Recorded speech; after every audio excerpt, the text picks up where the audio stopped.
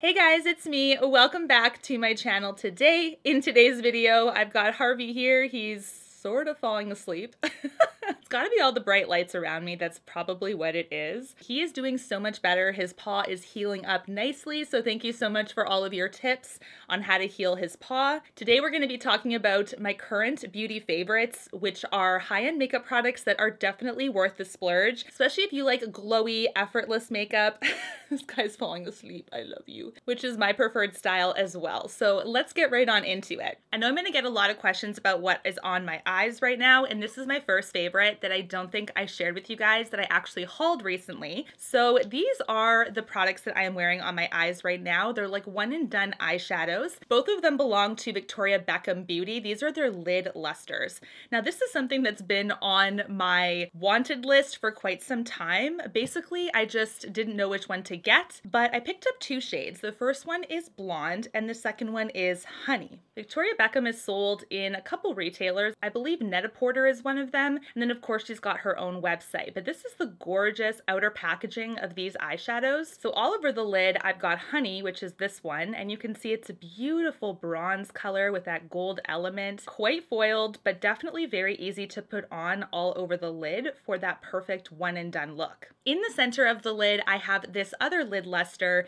which is in the shade blonde. So blonde is definitely much more of a white gold, something that is nearly white in color, but it does have a little bit of a golden element to it as well. So this is also a very, very shimmery product. They feel very gel-like in consistency, and to be honest with you, they remind me, just how they feel, they remind me of the Pat McGrath Blitz Astral shades that are quite popular to her 10-pan mothership palettes, where there's like those shades at the end that are quite silky smooth, almost like gel. Of course, the Pat ones are still a little bit thinner in consistency, but these ones are still quite soft and they give the same impression to me. Here we have both of them swatched for you so you can see how they look. We have honey on the bottom and look how it shines there. So when the light hits it, it's just a gorgeous golden color, and then it just looks quite browny, bronze as you walk away from the light, so that's stunning. And then the blonde one is quite white, right? So that's why I used it as a spotlight instead of all over the lid. I'm going to be ranking one and done eyeshadows very soon in a future video,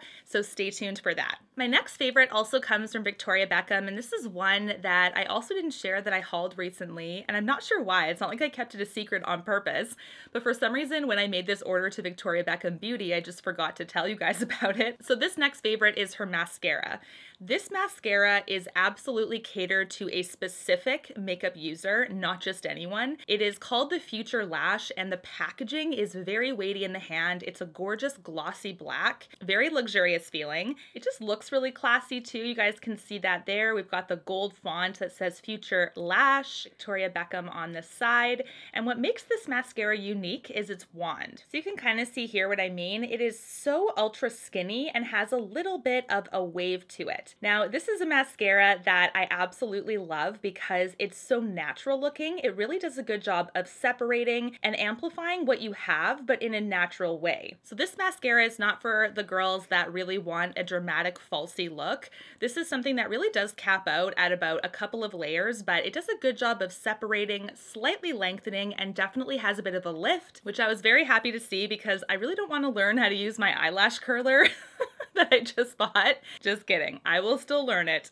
But this is a nice one because it does have that nice lift if you are a scaredy cat with curlers like how I am. I do have a fragrance favorite that I used up completely, and I talked about it on my channel a couple of times, but I just wanted to share it with you once again. This is the Aqua Allegoria Pera Granita from Guerlain, and there's lots of you that have talked about this line of fragrances also. As soon as I mentioned this one, a lot of you guys were like, yeah, I love the Aqua Allegoria line. It's so beautiful. I really, really want to replace this one, but there's so many other ones I want to try. So if you have a favorite from that line, let me know down below. I really love fruity florals. So I have also tried Passiflora, which I love and also used up completely. I shared this on Instagram when I finally finished this, and this basically smells like mimosas with a little bit of like a sweet floralness to it. It's so beautiful, very lightweight and gorgeous. I just loved the sweet citrus element with the floral. It tied in perfectly, and it's such a feminine fragrance. Let's talk about glowy products. The first one comes from Auric. This is Samantha Ravndal's line, and I purchased this when she first launched it. Unfortunately, this has been sold out for a while, but she is going to be restocking apparently, so that's awesome. This is the shade Selenite, which is sold out. I think there's like 1 or 2 shades left, but I'm getting a lot of questions about this product versus Charlotte Tilbury's Flawless Filter, and this Auric product is definitely thicker in my opinion, and the Flawless Filter has much more of like a shimmer component, if that makes sense. Like it's ultra fine shimmer, whereas this one doesn't tend to be as sparkly, if that makes sense, but both of them do provide a very similar look on the skin. Both of them do have kind of like a threshold, so if you do go overboard, you start to look quite disco ball-y. I do feel like you have to kind of test it and play with it, especially if you're putting it all over as a base. I have the Flawless Filter here. This is a shade a little bit too deep for me right now, but this one has a wand, whereas the Auric has a pump. This one is a little bit thinner in consistency, a little bit more shimmery, like I said, and this one is definitely thicker, more of a lotion. So they both have their strengths. It just depends on what you're looking for, but you could really multitask with both of them. My foundation faves of the month include one tinted moisturizer, which I think is definitely more than a tinted moisturizer. It's medium coverage, so to me, it's definitely more than a tint. First one is the Urban Decay Hydromaniac. This is no surprise to you guys.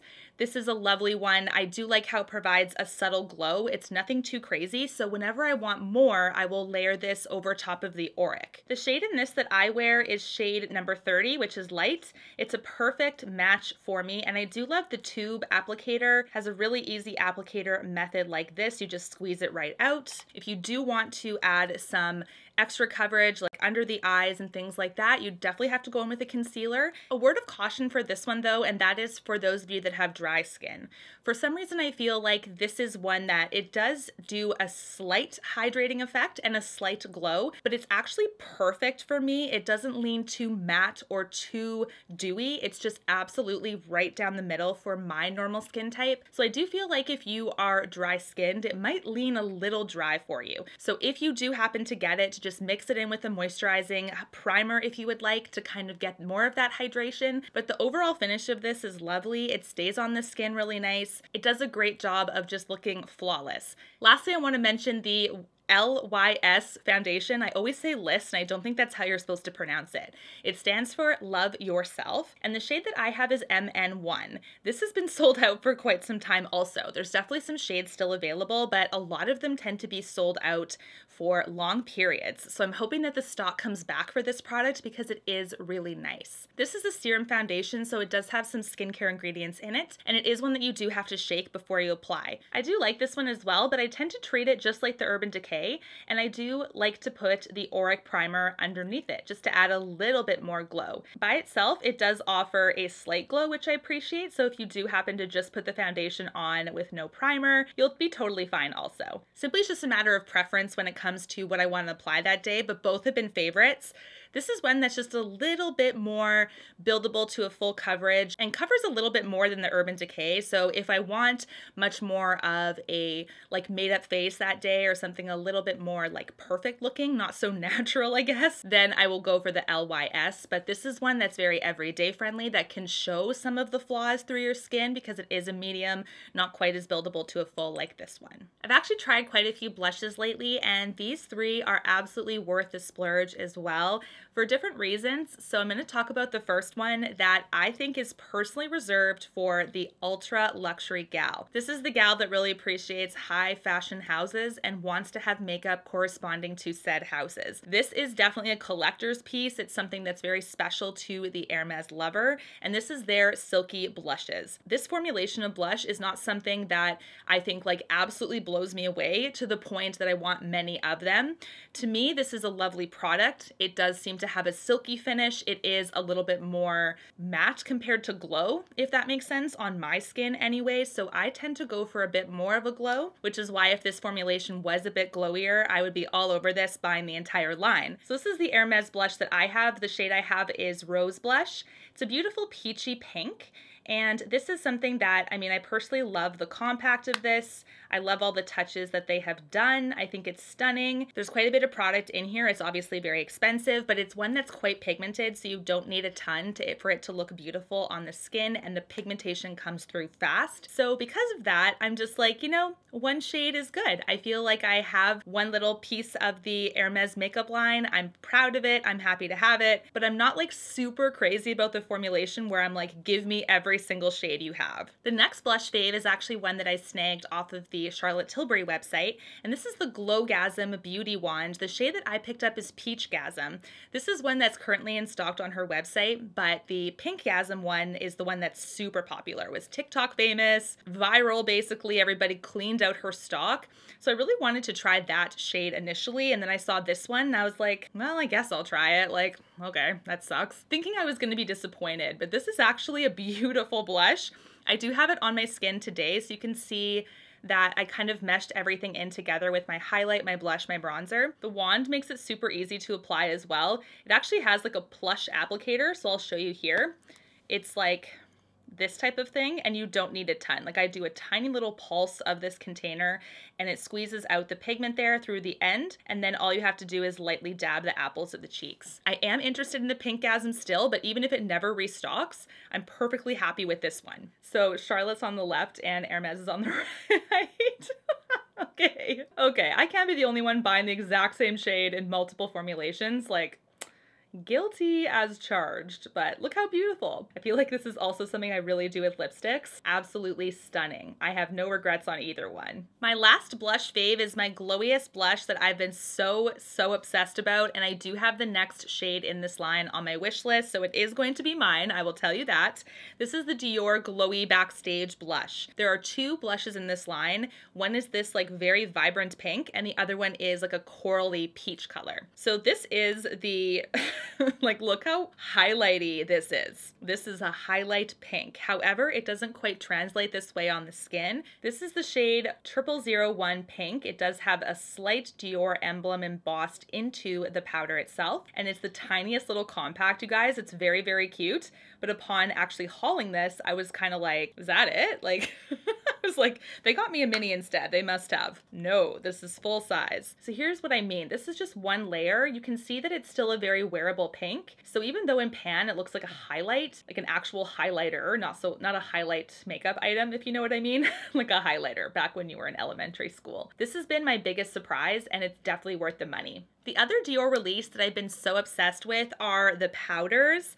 And I purchased one of them to set my face and one of them for bronzer, and I've had no regrets, you guys. One of you guys actually told me to buy it in a bronzer shade, and I was kind of like, of course, like, why didn't I think of that? It's been amazing, so thank you for that tip. I'm so excited about that. It is the bronzer I'm wearing today, as well as the powder that I set my makeup with today. You can see here that this powder is very well loved. It definitely has like a little bit of some fading there in the middle because of how much I've been using it. A big powder brush fits right in, and I feel like it glides on your brush really beautifully and evenly, and then you can apply it on the skin nice and evenly also. You can also see this one has a little bit of wear in the center, and I haven't had it as long, so it just goes to show how big of a fan I am with these. This is also the Backstage no powder powder. I think they're trying to say that it doesn't look like you have powder on, which I would agree with. The no powder powder name makes sense, but it's kind of hard to say.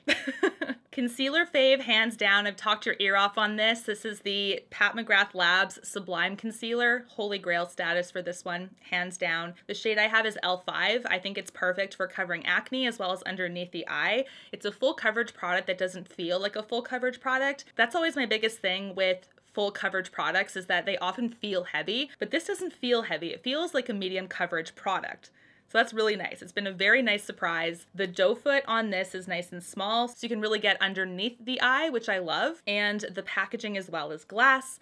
It's weighty, it's luxurious, and rightfully so, because Pat McGrath is expensive. And I always like to make sure that my makeup items are bomb on the inside and bomb on the outside. Obviously, the product itself inside should make the biggest difference, but having nice packaging is also a nice touch. So this, you guys, is lovely. And as I am talking about this, I'm actually like talking faster because I'm so excited. And in my Invisalign, I can feel like my saliva getting stuck in between my Invisalign and my teeth. So I'm hoping when I edit this, I don't have like bubbles blowing out of my teeth because that's going to be embarrassing. These Bobbi Brown Crush Lip Oils are beautiful, you guys. I have my biggest one in my purse downstairs. It is in the buff, and then I have these 3 as well. So I now have 4 shades in the formulation, and I love it. I actually am wearing New Romantic right now. So this one I'm wearing over top of my Very Victoria lipstick from Charlotte Tilbury.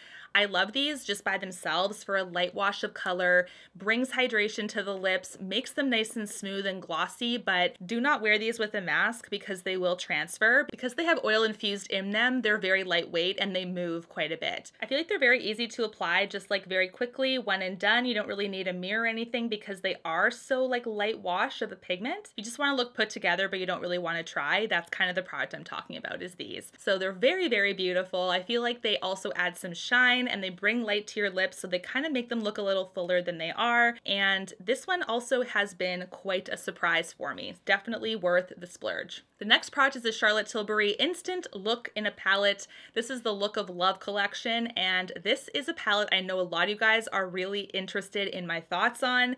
I've been testing it, I've been trialing it. What I will say is that I love that she put this pan right here as a powder instead of a highlight. I think that was much better use of space. And if you put this as a highlight, that is so much real estate for a highlight. So I love that she did that. I also love how this is a beautiful metallic palette. The highlight is gorgeous. It's more on the subtle side, so it still has that glow, but it's not super shimmery glow. And the bronzer and the blush are super beautiful as well. The shade on the far left, the shimmer there, is, in my opinion, the best surprise of this palette. The shimmer that she put there when I initially purchased this, I was kind of like, is this going to be a pop shade? Is this going to be quite thin? Nothing wrong with that, but there definitely is a purpose for her pop shades. It's actually not like that. It's very, very smooth and beautiful. Like, it just feels like butter, basically. So here's how the eyeshadows look, and you can see there's a matte brown in there to really add some depth to your eye look. The bronzer is almost identical in shade to the matte shadow in here. This is also beautiful. All of these shades do work for me. I'll say the bronzer is a touch warm. It's something that I wish was a little bit more neutral, but otherwise I do think everything seems to work cohesively. So I'm hoping in the future that she actually expands these, so at least there's more options to help really diversify how many people can actually use this, because it really is beautiful. Let me know what your favorite high-end beauty products are that are worth the splurge to you, and what are some items that you've been using quite a bit recently. Thank you so much for watching, and until my next one, guys, take care and stay safe. Bye, guys.